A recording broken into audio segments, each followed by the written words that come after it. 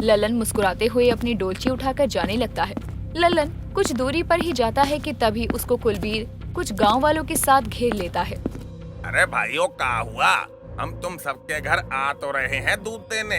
हाँ हाँ, दूध देने के बहाने ही तो गांव की बहू बेटियों से हंसी ठिठोले करता है तू।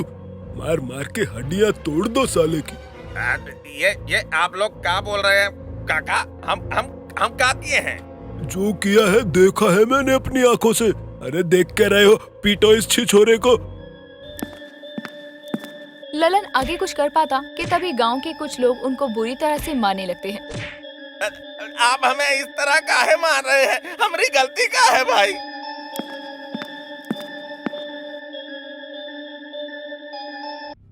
गांव की बहू बेटियों पर नजर रखता है। अरे हम इस गांव के बुजुर्ग हैं, ऐसी करतूतें होते हुए भला हम नहीं देख सकते। देखिए काका, आपको कोई गलतफहमी हुई है। ललन की ऐसी बात सुनकर सभी लोग ललन को फिर से मारने लगते हैं। ललन के मुंह से खून आने लगता है। तो वहीं घर के अंदर बैठी कमला और अंजलि को जब बाहर का शोर सुनाई पड़ता है तो दोनों बाहर आते हैं, जहां अंजलि ललन को इतनी बुरी तरह से पिटते देखकर घबरा जाती है और भागते हुए वो उन्हीं सभी के बीच में जाती है। ये क्या कर रहे हैं आप सब? ललन को इस तरह से क्यों मार रहे हैं आप सभी? वाह बहुरिया, इस छिछोरे का नाम भी पता है तुझे। यानी गलती एक तरफा नहीं बल्कि दोनों पासों में है। अब कहना क्या चाहते हैं काका? और इस तरह से क्यों बेचारे ललन को आप सब मार रहे हैं? देख बहुरिया, आज सुबह तुम दोनों को मैंने अपनी आंखों से देखा है कि किस तरह ये तेरे बालों में फूल लगा रहा था। अब इसका मतलब क्या समझे हम? ये क्या कह रहे हैं आप भाई साहब? मेरी बहू ऐसी नहीं है। ऐसी नहीं है कमला बहन, तभी तो इस दूध वाले को सबक सिखा रहे हैं। लेकिन बहू चुप हो जा। इतने लोगों में तू इस दूसरे गांव के दूध वाले का पक्ष ना ही ले तो अच्छा होगा। कैसी बात कर रही हैं आप माँ जी? अरे ललन की कोई गलती नहीं, वो तो ललन जी हमसे बस थोड़ा बातचीत ही कर रहे थे। ये थोड़ी बातचीत कल को बड़ी हो सकती है। कमला बहन, अपनी बहू को समझा लो। विधवा औरतों का एक दायरा होता है समाज में, और ये उस दायरे में ही रहे तो ज्यादा अच्छा है। गांव में एक विधवा का जीवन सीधा साधा होना चाहिए। पराये मर्दों के बारे में विधवा को सोचना पाप है, पाप। और ये इसको तो हम छोड़ेंगे नहीं। बस बहुत बोल लिए आप। हम कुछ गलत नहीं किए तो हम झुके क्यों? हम अंजलि से प्रेम करते हैं। अंजलि भी ललन से प्रेम करती थी। जैसे ही अंजलि ललन के मुंह से खुद के प्रेम के बारे में सुनती है, वैसे ही उसके चेहरे पर मुस्कान आ जाती है। पर तभी कमला अंजलि को खींचकर ललन से दूर कर देती है। माँ जी, ये लोग उसे मार देंगे। मैं उसे इस तरह से नहीं देख सकती। अरे मर जाए तो अच्छा है ना। कम से कम वो किसी के घर की बहू बेटी पर नजर रखने की हिम्मत तो नहीं करेगा ना। ये अब क्या कह रही हैं माँ जी? आप में इंसानियत है भी या नहीं?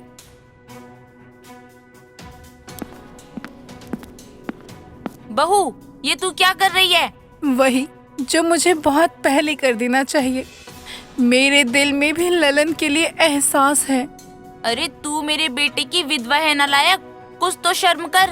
माँ जी, आपने पहले भी अपनी जिद में मुझसे मेरा प्यार और खुद से खुद का बेटा छीन लिया था, और अब भी आप वही कर रही हैं। ए भगवान, एक विधवा ये कैसी बातें कर रही है? कमला बहन, सुन रही हो ना अपनी विधवा बहू की ये बातें?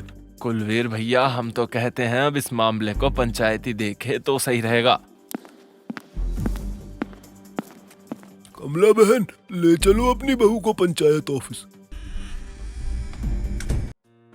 आज मुझे कहीं बाहर जाना ही नहीं है। इस काली की काली जुबान के कारण पता नहीं मैं कब किसको अंट-शंट बोल दूं और वो मुझ पर चढ़ जाए। बंद ऑफिस के अंदर कृष्ण, जहां काली की कही बातों को लेकर सोच में था, तो वहीं कान्हा पंचायत ऑफिस के दरवाजे के बाहर दस्तक देता है। सचिव जी, ओ सचिव जी, अरे दरवाजा काहे बंद किए हुए हो? वो आज छुट्टी है, इसलिए पंचायत ऑफिस भी बंद है ना। कान्हा, तू घर जा। छुट्टी है? कैसी छुट्टी? आज तो ना होली, ना दिवाली, ना कोई सरकारी छुट्टी। तो किस खुशी में पंचायत ऑफिस बंद करके बैठे हो सचिव जी? अरे खोलिए दरवाजा। अबे सचिव मैं हूँ के तू? कभी कभी मेरी बात भी मान लिया कर भाई। जा घर जा। देखिए सचिव जी, हम कह रहे हैं दरवाजा खोलिए। सरपंच जी भी आते ही होंगे थोड़ी देर में। इतना कहकर कान्हा दरवाजा जोर जोर से पीटने लगता है, जिसकी आवाज से परेशान होकर कृष गुस्से में दरवाजा खोलता है। अबे हरम, हारे हारे हारे, हम तो दिल से हारे। सचिव जी, इतना दर्द भरा गाना काहे गा रहे हो? गाना नहीं गाता तो तू मुझसे गाली खाता। अरे जिंदगी में दुख ही इतने हैं, तो इसलिए यूं ही गुनगुनाने लगा। चलिए सही है, लेकिन आप गाते बहुत खराब हो। वो चूरू जिले के बारे में पता है? चूरू जिले में 400 साल पुराना किला है और चूरू जिले पर 2 बार ठाकुर पृथ्वी सिंह ने हमला किया था और वो राजा चूरू का ही पुत्र था। वो तो ठीक है, लेकिन ये ज्ञान आप हमें काहे दे रहे हो? ये तो मुझे भी नहीं पता, तू सामने से हट यार, मैं थोड़ा टहल कर आता हूँ। अब काली के कहे अनुसार कृष के मुंह से गाली तो निकल रही थी, लेकिन वो खुद को कंट्रोल करके बातों को घुमा देता और बड़बड़ाते हुए बाहर चला जाता है। और कुछ देर बाद गुलशन वहाँ आता है। कृष बड़बड़ाते हुए इधर उधर टहल रहा था, तभी वो मुकेश से टकरा जाता है। सचिव जी, आप मुझे बिना बात के धक्का क्यों दे रहे हो? अरे यार, तू बहरे के साथ अंधा भी हो गया क्या? गंदा हो गया? मैं कहाँ से गंदा हो गया? अबे भोपाल की ताल। बाकी सब तलैया कहावत क्यों है पता है? क्योंकि भोपाल झीलों का शहर है। यहाँ एशिया की सबसे बड़ी कृत्रिम झील भी है, जिसमें तालाब के बीच में। मैं इतनी ज्ञान की बातें क्यों कर रहा हूँ, वो भी इसके साथ जिसे कुछ सुनाई नहीं देता। खैर ये ना सही, किसी ने तो ये ज्ञान की बात सुनी होगी। पंचायत ऑफिस के बाहर कुछ लोग ललन को पकड़ कर लाते हैं। अरे सरपंच जी, बाहर आइए। कुलवीर की आवाज सुनकर गुलशन पंचायत ऑफिस के बाहर आता है। ललन का इतना बुरा हाल और अंजलि को रोते देखकर गुलशन हैरान रह जाता है। क्या बात हो गई जो इतने लोग जमा हो गए? और लल्लन, तुम्हारी ये मरम्मत कौन कर गया? अरे ये क्या बताएगा, हम बताते हैं। इतना बोलकर अब कुलवीर गुलशन को सारी बात सच बता देता है। आप लोग बेचारे लल्लन को पीट कर अच्छा नहीं किए। अरे एक विधवा से प्रेम करने की सजा आप लोग इस तरह देंगे? का इंसाफ है वो? सरपंच जी, आपको समाज की प्रथा तो पता है ना। लल्लन एक लड़की से प्रेम करता तो अलग बात थी, पर उसको तो एक विधवा पसंद आ गई। गुलशन की ऐसी बातें सुनकर काली आगे कुछ बोलने जा ही रही थी कि तभी दुर्गा उसका हाथ पकड़ लेती है। काली, तू इनके बीच में नहीं जाएगी। हर चीज में अपनी टांग अड़ाना सही नहीं है। ये गांव का मामला है, इसको गांव वालों को ही निपटाने दे। हम समाज के खिलाफ नहीं जा सकते। पर माँ, ये कहाँ का इंसाफ है? क्या हुआ अगर अंजलि विधवा है? क्या विधवा को खुश रहने का अधिकार नहीं है? वो देव की विधवा बनकर कमला आंटी की देखभाल करती है, लेकिन उसकी खुशी के लिए कमला आंटी ने किया ही क्या है? पर विधवा होने के नाते उसे समाज के हिसाब से चलना होगा। और तुझे कसम है मेरी, जो तू इस मामले में कुछ बोली तो। पर माँ ने काली को मना किया है बीच में बोलने के लिए, लेकिन नकाब वाली को नहीं, क्योंकि किसी के साथ गलत हो ये नकाब वाली को जरा भी बर्दाश्त नहीं।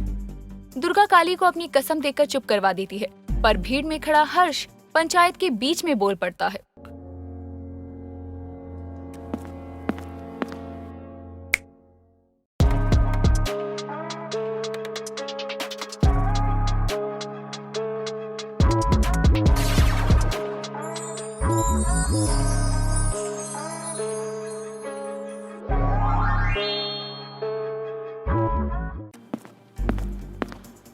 माफ कीजिएगा, लेकिन अगर ये दोनों एक दूसरे को पसंद करते हैं तो इसमें भला गलत क्या है? और क्या हुआ अगर एक विधवा ने अपनी आगे की जिंदगी के बारे में सोचा? अरे क्या विधवाओं को अपनी जिंदगी जीने का कोई हक नहीं है? देखो हर्ष बेटा, एक गांव का मामला है, इसमें तुम अपनी राय ना दो तो ज्यादा अच्छा रहेगा। बात राय देने की नहीं, बल्कि इस अंजलि की जिंदगी की है। हाँ, हर्ष सही कह रहा है। नकाब वाली को वहाँ अचानक देखकर गांव वाले हैरान रह जाते हैं। आप गांव वाले एक विधवा और एक आदमी के साथ ये किस तरह का बर्ताव कर रहे हैं? नकाब वाली, तुम सभी गांव वालों के लिए बहुत अच्छा सोचती आई हो और तुमने हम सब के लिए बहुत कुछ किया भी है, लेकिन विधवाओं के लिए हमारे समाज में अलग नियम कानून है। उन नियमों कायदों की वजह से एक विधवा घुट घुट कर जिए, क्या ये सही है सरपंच जी? समय के साथ हमें भी आगे बढ़ना चाहिए सरपंच जी। विधवाओं का जीवन तो इस समाज ने अपनी रूढ़िवादी सोच में बांध रखा है। अगर लल्लन जैसा कोई विधवा को अपना कर उसे खुशियाँ देना चाहता है तो इसमें क्या बुराई है?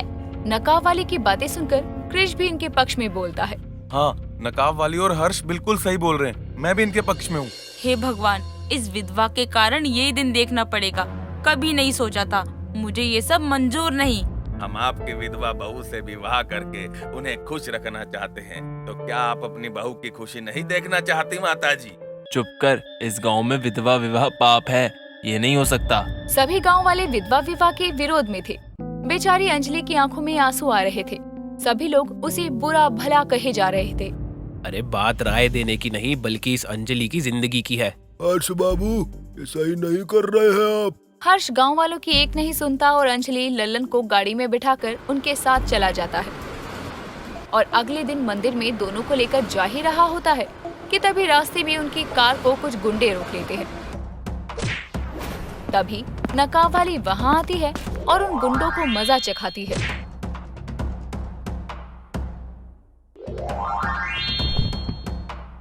इस बीच हर्ष उन दोनों को पैदल ही लेकर मंदिर पहुंचता है और देखता है कि मंदिर का पंडित ही गायब था। पंडित जी को गांव के लोगों ने उठवा लिया होगा हर्ष भैया।